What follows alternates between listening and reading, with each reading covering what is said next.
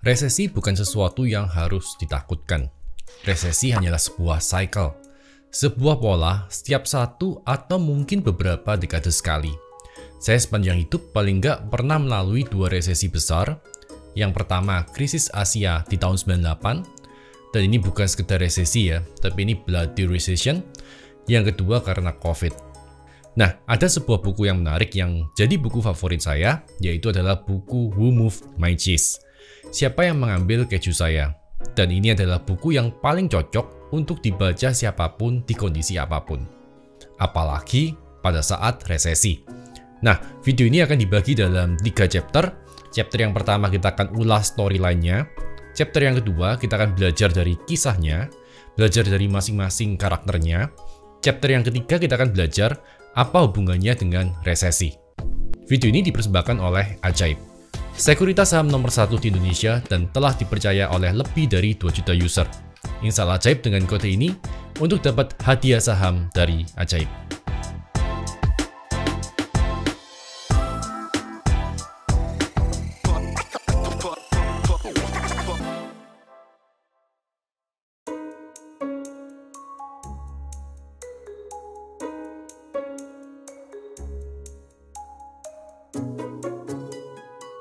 Buku ini adalah kisah tentang 2 ekor tikus dan 2 manusia kecil yang hidup berdampingan. Kita akan belajar dari kisah mereka.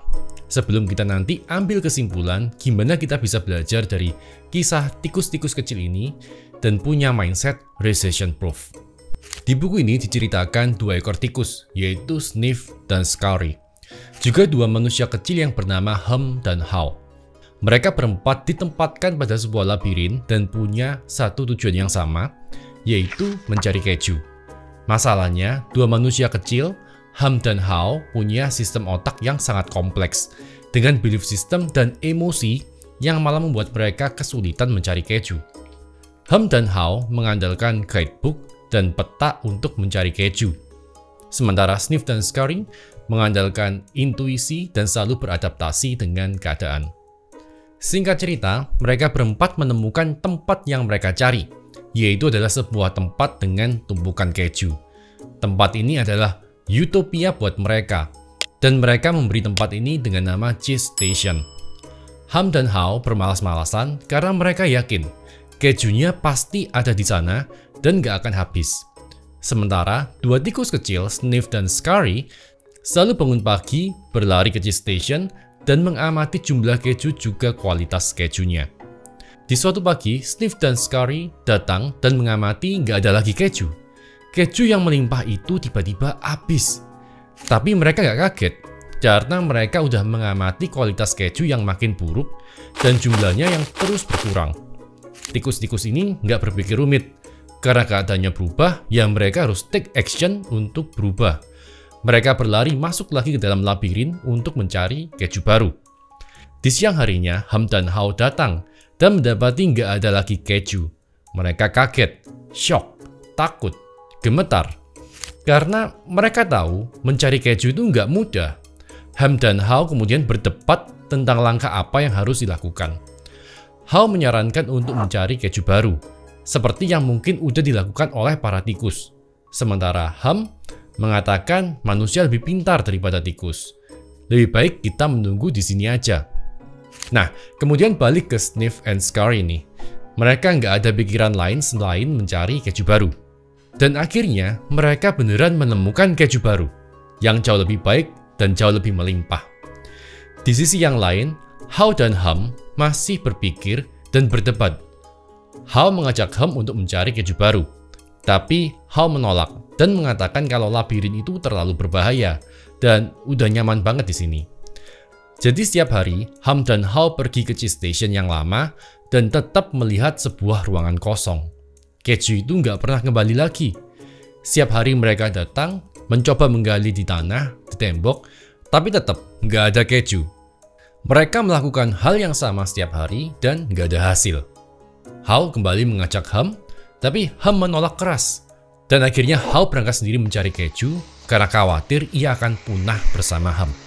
Di hari kepergiannya, How menulis di tembok, berharap Hum membaca.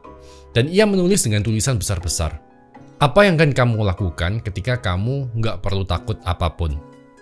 Pastinya, sepanjang perjalanan di labirin, Hal menemukan banyak sekali kesulitan, mulai jebakan, lubang, tembok runtuh, dan lain-lain. Di sela-sela waktunya, Hal menulis di tembok, berharap Hal membaca ketika memutuskan ikut mencari keju. Hal menulis, cium bau kejunya, jadi kamu tahu ketika kejunya udah lama. Hal juga menulis, ketika kamu tidak takut, kamu akan merasa nyaman. Dan masih banyak pesan lainnya lagi yang ia tulis di tembok. Sepanjang perjalanan, Hal terus membayangkan tumpukan-tumpukan keju baru, hingga ia nggak bisa berhenti lama-lama. Keinginan menemukan tumpukan keju lebih besar daripada keinginannya untuk berhenti. Dan akhirnya Hal menemukan stasiun keju baru. Tapi ketika ia masuk, hanya ada sedikit sekali keju di sana. Tapi paling nggak ada harapan, kata Hal. Hal pulang, mengikuti tulisan-tulisan yang sudah dibuat dan mengajak Ham untuk ikut. Hal memperlihatkan keju itu, dan ia mengatakan pada Ham, "Lihat Ham, aku dapat keju." Tapi Ham menolak dan malah jadi sangat negatif. Hal sadar, rasa percaya diri dan optimisme Ham telah dimakan habis oleh negativity. Kemudian Hal melanjutkan perjalanan dan tetap memberi tanda di tembok-tembok, berharap sahabatnya Ham mengikutinya. Hal juga menulis, ketika kita mengubah apa yang kita percaya, action kita juga berubah. Hingga akhirnya, kali ini Hal benar-benar menemukan stasiun keju baru. Ada tumpukan keju baru yang lebih besar, yang lebih wangi, yang lebih banyak, dan ada Sniff dan Scary di sana.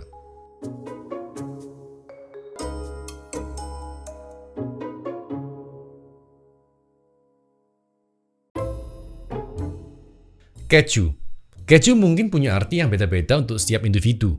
Mungkin itu uang, mungkin itu kesehatan, mungkin itu gaji, mungkin itu bisnis, usaha, karir, dan lain sebagainya.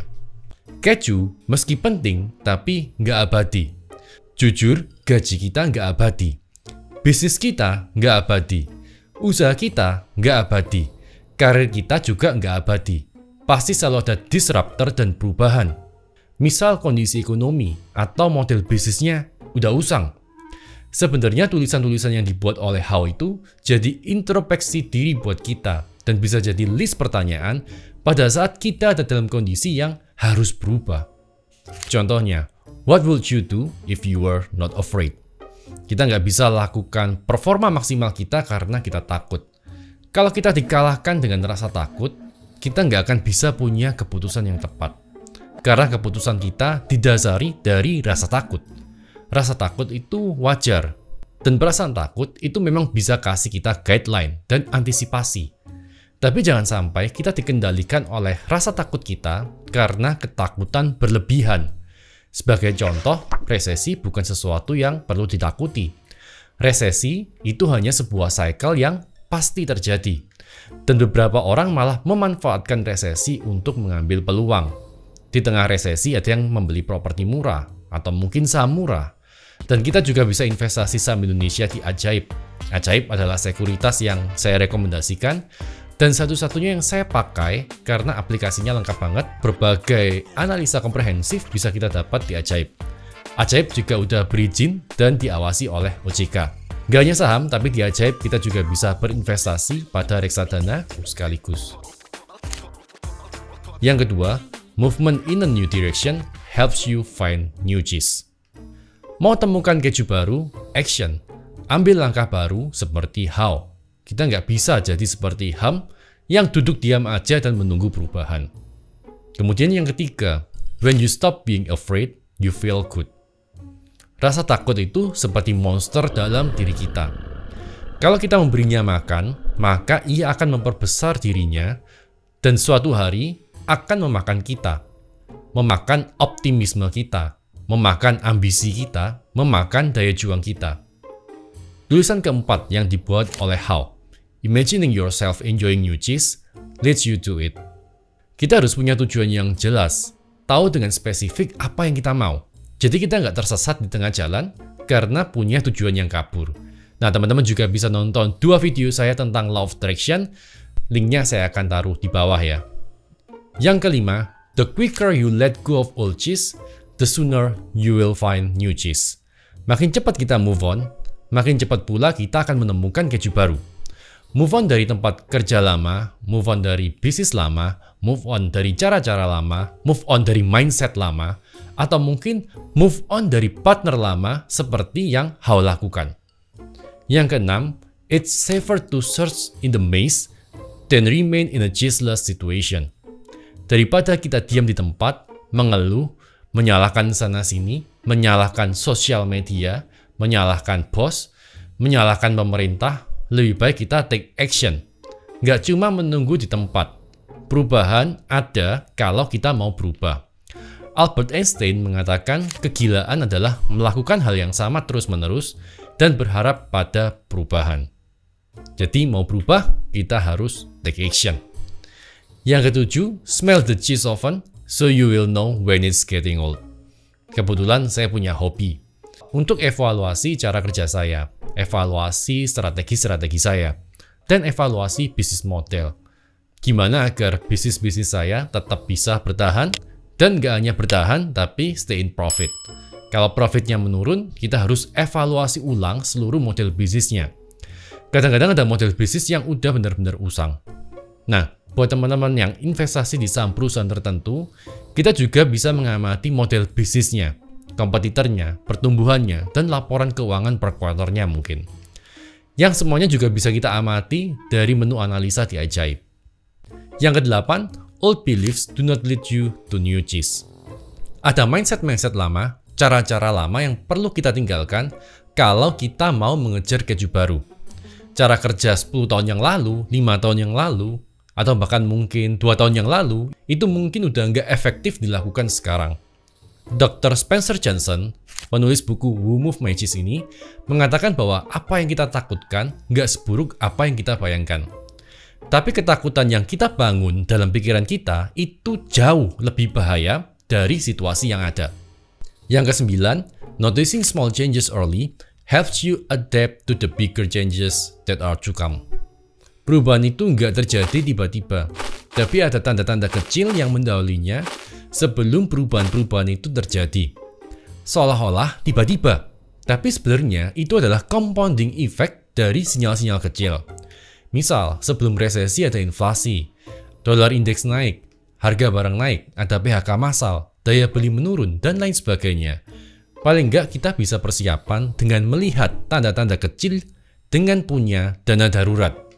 Saya pernah buat video tentang dana darurat dengan sistem benteng ataupun tier. Teman-teman bisa lihat video yang ini. Jadi apa hubungannya dengan resesi?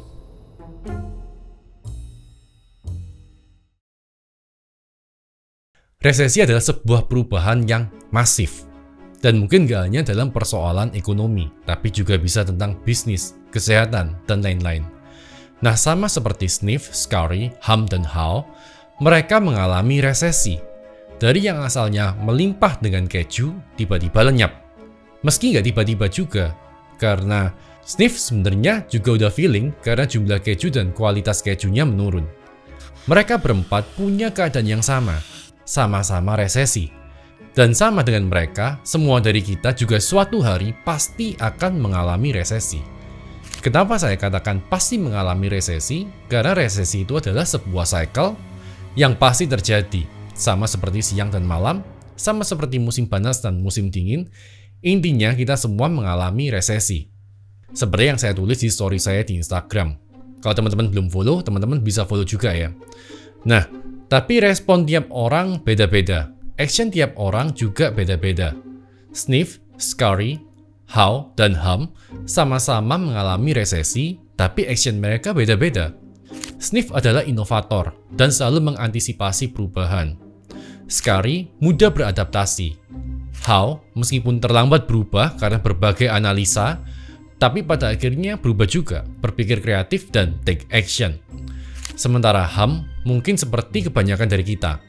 Ketika keadaan berubah, kita nggak berubah dan malah jadi negatif. Menyalahkan keadaan dan hanya menunggu perubahan tanpa action apapun. Pertanyaannya sekarang, seperti siapakah kita?